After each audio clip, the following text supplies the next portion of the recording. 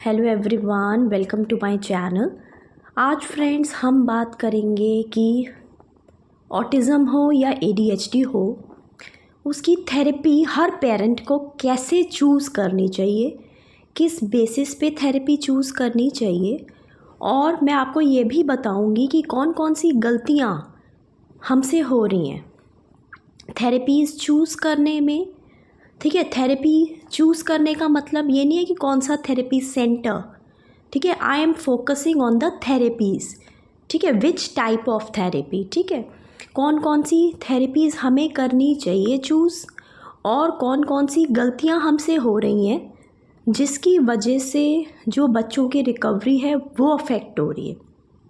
ठीक है, अब फ्रेंड्स ऐसा है कि पिछले 14 ईयर्स से, है ना, 14 ईयर्स से मैं देख रही हूँ ऑटिज़म के बच्चे, सेरिब्रल पैल्सी के बच्चे, डेवलपमेंटल कोऑर्डिनेशन डिसऑर्डर के बच्चे, एडीएचडी के बच्चे, speech delays and loads of other problems in paediatric field also and in elderly field also. तो इन सारी चीज़ों को देखते देखते अब इतने सालों में मुझे ये पता चला है, पहले हम ये बात करते हैं कि हम लोग कैसे चूज़ करते हैं। ठीक है, हम लोग एज अ पेरेंट कैसे चूज़ करते हैं थेरेपी। सबसे पहले एज अ पेरेंट हम फ्रेंड्स चूज़ ऐसे करते हैं कि जहाँ पे हमारा बच्चा कंफर्ट फील करे। ठीक है, बहुत अच्छी बात है फ्रेंड्स ये देखना कि बच्चा कंफर्ट फील करे, लेकिन इस बात में आप ये भूल जाते हैं कि हमारा जो बच्चा है, ठीक है, ऑटिज़म का हो या एडीएचडी का हो, जो मेन थिंग उसकी प्रोग्रेस को रोक रही है वो है उसका कंफर्ट जोन।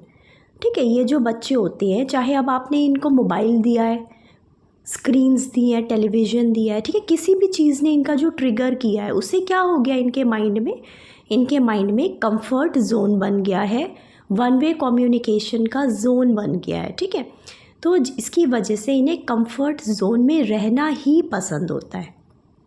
ठीक है, और ये हम गलती करते हैं फ्रेंड्स कि हम लोग इन्हें कंफर्ट जोन वाला एनवायरनमेंट ही देना पसंद करते हैं।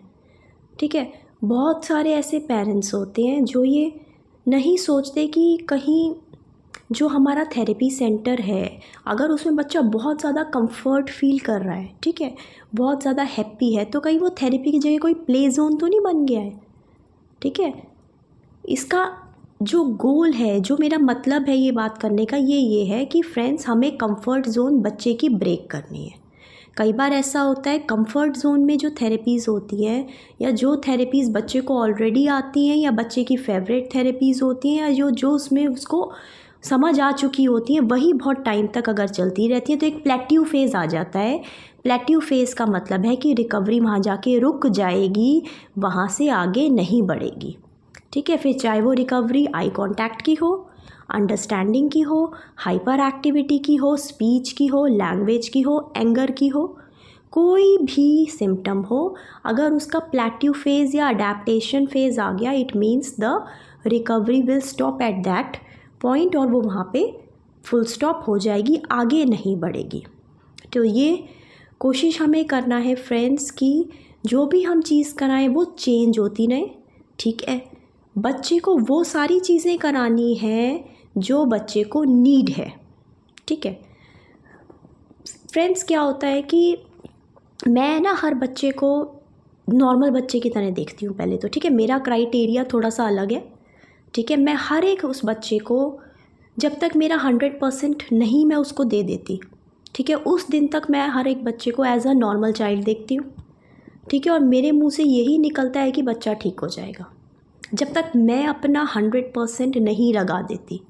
ठीक है, और फिर चाहे वीडियो कंसल्टेशन हो या ऑफलाइन कंसल्टेशन हो, मैं या मेरी टीम, बल्कि इसमें पेरेंट्स को भी मैं इन्वॉल्व करती हूँ कि जब तक आप लोग 100% लगा रहे नहीं हैं, 100% जब तक आप दे रहे हैं, तब तक आप उसको as a normal child treat करिए। क्योंकि क्या मैं देख रही हूँ फ्रेंड्स कि बहुत सारे ऐसे बच्चे हैं जिन्हें मैंने ऑटिज़म से तो निकाल दिया, ठीक है, लेकिन क्योंकि वो लोगों के माइंड में ये सेट था, स्पेशल एजुकेटर रख के उनके माइंड में एक ये सेट हो गया था कि बच्चा स्पेशल है तो इसको स्पेशली डील करना है। ठीक है, तो उससे ऐसा हो रहा है ना कि मैंने उसको ऑटिज़म से निकाल दिया है, लेकिन क्योंकि उसको एज वाइज एक्टिविटीज़ या एज वाइज उसको ट्रेनिंग नहीं दी गई, तो अब उसको आगे जाके लर्निंग प्रॉब्लम्स आ रही है, डिसलेक्सिया हो रहा है, हाइपर एक्टिविटी हो रही है, ADHD हो रहा है, ठीक है। तो बहुत सारी ऐसी चीज़ें उस बच्चे में आ रही हैं जिसकी वजह से फिर मैं अब उसको नॉर्मल बच्चों या 100% रिकवरी की तरफ नहीं ले जा पा रही हूँ, क्योंकि स्टार्टिंग से ना गोल ओरिएंटेड या एज वाइज प्रोटोकॉल फॉलो नहीं हुआ है। तो मैं अपना क्राइटेरिया या मैं अपनी राय आपको देना चाहती हूँ कि अगर आप लोग स्टार्टिंग से ट्रीटमेंट करा रहे हैं ना 2 साल 3 साल, तो उसको एज अ नॉर्मल चाइल्ड लेके चलें और वो हर चीज़ उस एज वाइज उसको कराने की कोशिश करें। फिर ऐसा नहीं होना चाहिए फ्रेंड्स कि अगर उसकी खाली OT चल रही है या खाली उसका स्पीच चल रहा है ना, तो आप उसको नॉर्मल बच्चे वाले क्राइटेरिया में लेके उसको सारी एक्टिविटीज़ कराएं, ठीक है। अब सेकेंड चीज़, हम लोग जो थेरेपीज़ चूज़ करते हैं वो हम आँख बंद करके बस चूज़ कर लेते हैं कि हमें चलो OT कराना है। अगर बच्चा हाइपर है तो OT में चले गए, अगर बच्चे की स्पीच नहीं आई तो स्पीच में चले गए, नहीं तो दोनों में चले गए, ठीक है। और अगर OT और स्पीच से भी ठीक नहीं हो रहा बच्चा तो चलो ABA में चले जाते हैं, ठीक है। और बहुत सारे ऐसे मेरे पास बच्चे आए हैं जो सारी थेरेपीज़ ले के भी एज भी हो चुकी है और अभी भी वो ठीक नहीं हुए हैं, ठीक है। अब यहाँ हमसे क्या गलती हुई है, यहाँ हमसे ये गलती हुई है फ्रेंड्स कि हमें ऑटिज़म का जो स्कोर निकला था, जो उसके सिम्टम्स थे, हम उन सिम्टम्स में काम ना करते हुए हम थेरेपीज़ चूज़ कर रहे थे, ठीक है। हमने थेरेपीज़ चूज़ कर ली लेकिन उन सिम्टम्स को इग्नोर कर दिया, ठीक है। अगर आई कांटेक्ट है फ्रेंड्स तो आई कांटेक्ट पे ही काम करेंगे ना, ठीक है। इसलिए एक्लेक्टिक अप्रोच बोलती हूँ, ठीक है। मैं थेरेपीज़ में ऐसे नहीं करती कि OT हो गई, स्पीच हो गई, बिहेवियर होगा, मैं करती हूँ सिम्टम्स और उसके रूट कॉज पे काम, ठीक है। अब कोई भी थेरेपी लो, कोई प्रॉब्लम नहीं है, लेकिन सिम्टम्स ख़त्म करो बच्चे के, ठीक है। ऐसा नहीं होना चाहिए कि आपने सिम्टम्स, जो स्कोर चार्ट है आपका उसको देखो ना। अगर बच्चा प्रीटेंड प्ले नहीं कर रहा, बच्चा की अंडरस्टैंडिंग नहीं है, बच्चे की लैंग्वेज नहीं है, बच्चे की कम्युनिकेशन नहीं है, जो पार्ट नहीं है उस पार्ट पे काम करिए, ठीक है। उस जिस थेरेपी में जा रहे हैं उस पार्ट के लिए काम करिए, ठीक है। वो पार्ट आपका जब तक ठीक नहीं होगा तब तक ऑटिज़म से बच्चा बाहर नहीं आएगा, ठीक है। क्यों प्रोग्रेस जल्दी आती है एक्यूप्रेशर्स और एक्लेक्टिक अप्रोच से?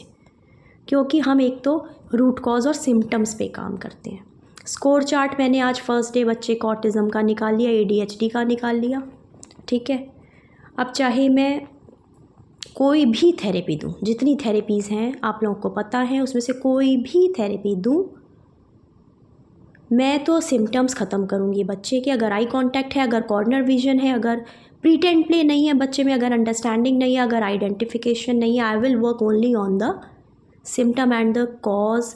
मैं उन चीज़ों को ख़त्म करती जाऊँगी, ठीक है। एक्यूप्रेशर पॉइंट स्टिमुलेट करके, उन पॉइंट्स को अंदर से स्टिमुलेट करते हुए, मुझे अलग अलग थेरेपीज़ भी मैं तो अलग अलग थेरेपीज़ पे भी उतना नहीं जाना चाहती कि अलग से ये कराऊँ, मैं तो सिम्टम्स पे जाऊँगी, ठीक है। अगर उसको आई कांटेक्ट नहीं, I will bring the eye contact. बच्चे की अंडरस्टैंडिंग नहीं, आई विल ब्रिंग अंडरस्टैंडिंग। और उसी तरह से मैं आप लोगों पेरेंट्स को बोल रही हूँ कि आप पर्टिकुलर सिम्टम पे काम करिए, ठीक है। Choosing the therapy, you have to choose the therapy according to your symptom, ठीक है। सिम्टम्स के अकॉर्डिंग आपको चूज़ करना है। अगर उसको राइटिंग नहीं आती, आइडेंटिफिकेशन नहीं है, इतने सारे बच्चे हैं इतनी बड़ी बड़ी एज के मेरे पास आ रहे हैं, 8 साल 9 साल 10 साल 7 साल 6 साल, कह रहे हैं स्पीच नहीं है। मैंने कहा आइडेंटिफिकेशन नहीं है इसलिए स्पीच नहीं है। यू शुड बी अवेयर, आपके बच्चे की कमांड फॉलोइंग अगर नहीं है तो क्यों। तो बहुत सारे, कई बार इतने सारे जो पेरेंट्स मेरे पास क्वेश्चंस लेके आते हैं कि मैम सब कुछ आ गया, सारे सिम्टम्स ठीक हो गए, लेकिन इसका स्पीच नहीं आई। मैंने कहा, चेक किया, मैंने कहा देखो स्पीच नहीं आई क्योंकि इसको आइडेंटिफिकेशन ही नहीं है।